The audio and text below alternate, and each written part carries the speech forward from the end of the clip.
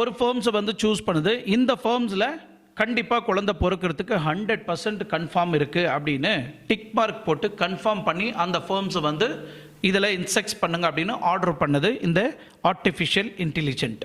So இது முக்கியமாக நீங்கள் பார்க்க போனால் இந்த AI artificial intelligent scanned all the firms.